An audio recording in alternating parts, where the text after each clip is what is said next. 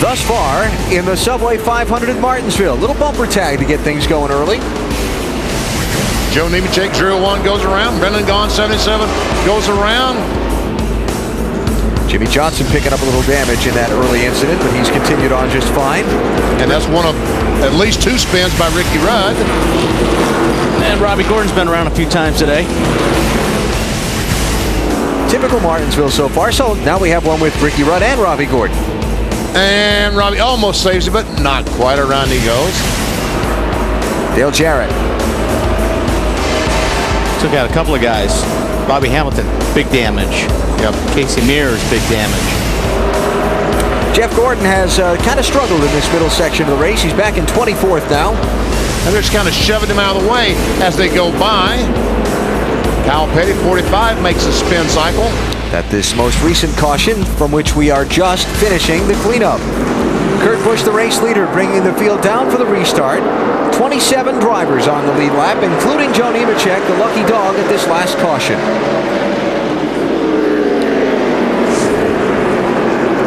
Oh yeah, that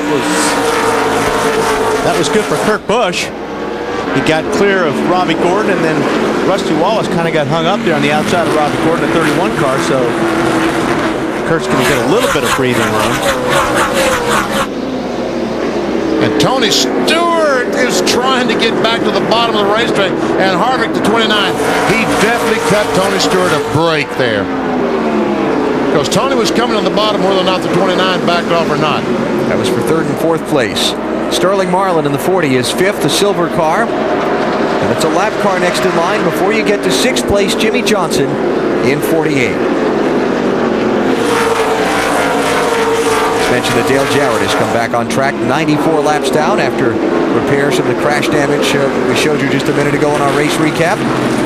Also Hamilton Jr. and Spencer back on track 77 and 76 laps down after crash damage repair. Rusty's going to run out of patience here, I think, probably pretty soon with Robbie, because Mr. Busch is driving away right now. He's outrunning Rusty right now, about a 1/3 of a second per lap. Go ahead, Wally. No, I was just going to say, what are they saying down there in the 2, Matt? Well, Wally, a couple concerns. First, the weather. Roger Penske says the wind is picking up. Rusty says that means probably weather is coming our way, which differs from some other teams here on pit road. But he was also concerned about his brakes. Spotter Earl Barbin said, I don't see any color, meaning the rotors aren't glowing, so that means he's doing very well on saving his brakes. And Matt, they tell me anymore, these guys tell me that the brakes are so good that you really can't tell that you've got a problem until it's too late, until boom, you don't have any brakes. You have them and you finally get them, overheat them to the point that they fail, but you're not aware that they're going down. But the spotters can sit there and look at inside the wheels, and if they're not glowing, they're not really red, that's really a good thing, because you're not abusing them. Unlike what we saw like Robbie on his rotors earlier, they were just looked like on the verge of melting. Oh, almost had a crash on the front straight. As we see the 2 car trying to once again get by Robbie Gordon. Benny, did you ever have, you won a lot of races in your career at a lot of different places. Did you ever have a racetrack where when you walked in the gate you were just, this is my place, I'm on cloud 9, this is going to be a good weekend? I felt like Atlanta Motor Speedway and I seemed to get along well. Yeah. Nice little relationship. Well, Rusty Wallace is a 7-time winner here at Martinsville. He's led over 3,500 laps here, got a career average finish just about of 10th. And when he walks in the racetrack here at Martinsville, he knows it's going to be a good weekend for him. When I walk in here, I get really excited because it's the track I've won a lot at. It was the site of my last victory, so I'm supposed to be excited. But no, I do feel good about my chances this week. We qualified 2nd. And car's running great, so Martinsville's a fun place. I talked with Rusty about the difference in this racetrack from April when he won here to this weekend. We were talking about the new track surface, and he said, I unloaded on Friday morning with the exact same setup that I had in April when I won. And I got 30 minutes into practice and said, this isn't going to work. And they changed it dramatically. And then, you know, yesterday, I think they went a lot back the same way they were here in April.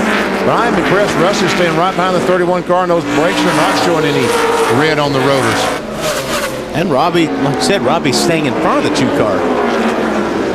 Of course, Rusty with his last call next year, his final season on the NASCAR Nextel Cup circuit. He told me it's not the racing that's wearing me down, it's the schedule that's wearing me down. I just need some time to do something else. And there's a shot of Robbie Gordon's rotor right there, and this is just after a restart, so it's already glowing. And the tires are pretty good. They're getting a pretty good grip. As this goes on, he'll have to use more brakes to keep the car slowed down, to keep the car on the bottom. And you see those air hoses we showed you on our Home Depot virtual garage, how it cools it down the straightaway, and the redness almost goes away. But as soon as he hits that brake pedal, man, does it turn cherry red. Look at the sparks flying off there, little pieces of the metal.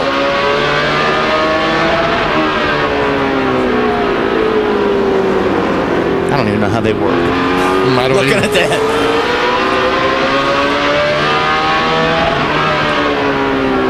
Marty, what's up? Well, and one of the advantages of having the #1 pit stall is it's in the middle of turns 1 and 2. So Matt Borland told Ryan Newman earlier in the race, your brakes are starting to glow. Take it easy on the brakes. You can see where Matt sees right down over his pit box into turns 1 and 2, right where the rotors would be glowing. They had problems with their brakes on the 12 car at Watkins Glen. The next week, they went to test, just do a brake test at Kershaw, South Carolina, a road course. It has drastically improved their brake program. Ryan now knows how to take it easy on the brakes early in the race. That's critical here at Martinsville. Weber? Well, Marty, Jimmy Johnson moving his way up through the field, strong on the track, getting good help from his guys in the pits. Before the last caution, crew chief Chakanow is calling out lap time, saying you're as fast as the leader, but please, easy on the brakes. So far, so good. When you come to this racetrack, brakes are always one of the biggest concerns that you have. Also, turning the engine too many RPMs. We're only a little over 200 laps into this race, but we will probably see engine trouble with some of these cars before it's over, because to help the brakes too, when you back off the throttle to let the gear slow the car down as well as brakes, they turn it excessive RPMs, almost 10,000 RPMs. And Benny, this racing surface is really putting an extra emphasis on brakes too, don't you think? Because they have so much grip, they're so much faster down the straightaways. Exactly right, Bill. The cars are much faster now than they were here before there is grip, but brakes are at a premium. They talked about it Friday and Saturday. Everyone concerned about the brakes lasting. Is Junior losing another spot? Yeah, he's actually lost a couple. Jeff Green went by him. There's Casey Kane by him. Junior back to 11th, and Mark Martin trying to fill that inside lane. Clunk. Clunk, clunk. You know Benny's favorite saying about Martinsville, right, Wally? No. It's 2 words. Mechanical exercise. Yes, it is. That's his favorite on a lot of racetracks. Road courses in Martinsville, they are definitely mechanical exercises. Junior still sliding back, Marty. Yeah, and one of the disadvantages of not having radio communication is the team really didn't know what to do on the last stop. All they knew was the car was tight. But as soon as they got the radio communication back, they got an earful about how the car was handling for Junior. I think the reason it's almost so bad is because it's so slow in the center of the corner. I mean, if that's the case, we need to be able to get lower RPMs like that in the center of the corner. I think you would be able to, but I got to stop it. You know, when I get into gas, it's like, you know, it's just like chugging. It's real bad tight in the middle of the corner, Junior. But I just don't roll in. I lose the rear brakes, and when I lose the rear brakes, it stops turning. How about those sound effects? You make that BP in the middle of the corner. Wedge and air pressure adjustment for Junior. Car a little bit better, but he says still just too slow in the middle of the corners. I mean, if it wasn't for your hands or sound effects, you could never explain to your crew chief what your car was doing. And by the way, Junior wasn't talking to himself there when he said Junior. He was talking about Tony Uri Jr., his car chief. Oh, that's good. Like I said, I didn't want to. Talking to himself is one thing, but when you start answering yourself, that Yeah, the voices in your head. that's bad. What kind of sound effects do you make with your race cars? I don't make too many sounds.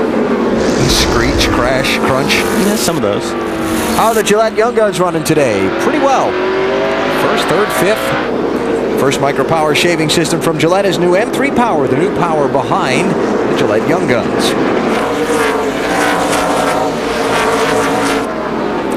So continuing to keep an eye on Dale Earnhardt Jr. as he struggles to keep pace with Kurt Busch, his rival for the Nextel Cup Championship. There's Schrader running the 13th spot. Kenny's having a good run today.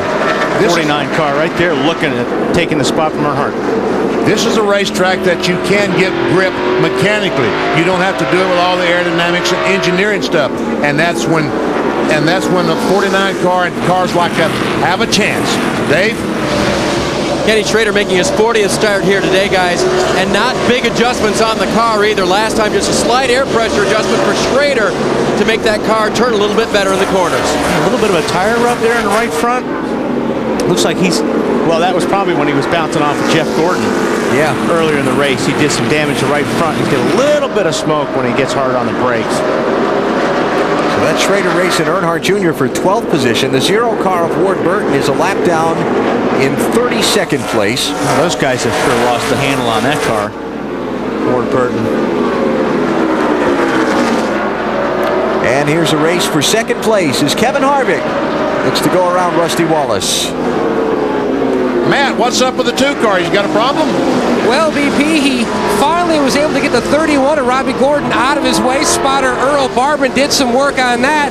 He lost a lot of track position, slowly starting to close in back on the 97, but the 29 of Harvick had closed in on him, made the pass. Now Rusty sits in 3rd.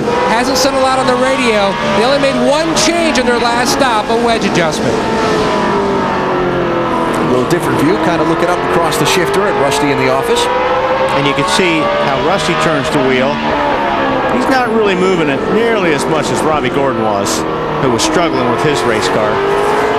And Rusty just going to the left with the steering wheel, not left, right, left when he gets in the corner.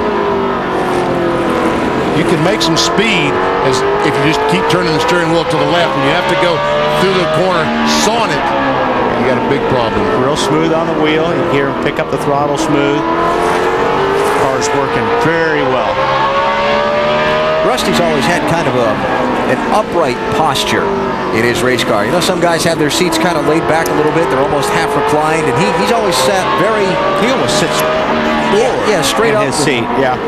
Very tall. See, he's got a hose that's going in the top of his helmet. Trying to see the hose back there, trying to get some cool air down inside that helmet. Those actually work a lot better that way. Remember, they used to go into the side of the helmet on the cheek, and when they changed it and put the hoses to the top of the helmet, you get a lot more air to your head this way. So that was a great improvement. He's just tugging at something there that last straightaway, trying to make a little more comfortable. Comfortable. Pretty good description for Kurt Busch so far. Not too comfortable because right now the 29 car is closing in on the 97, Bill. Just having a remarkable run, Benny, and just microscopic adjustments on that car. I just talked to Todd Ferrier, Harvick's crew chief, a little bit of air pressure, just a very small track bar adjustment. He finished 7th here a year ago, 19th at this track in the spring. 7th is his best finish at this place. Harvick needs a get-well run, and this could be it. Kevin has the first back-to-back races failed to finish of his career the last 2 weeks. Having a good day here at Martinsville for Richard Childress Racing, trying to chase down Kurt Busch for the top spot as we close in on halfway in the Subway 500.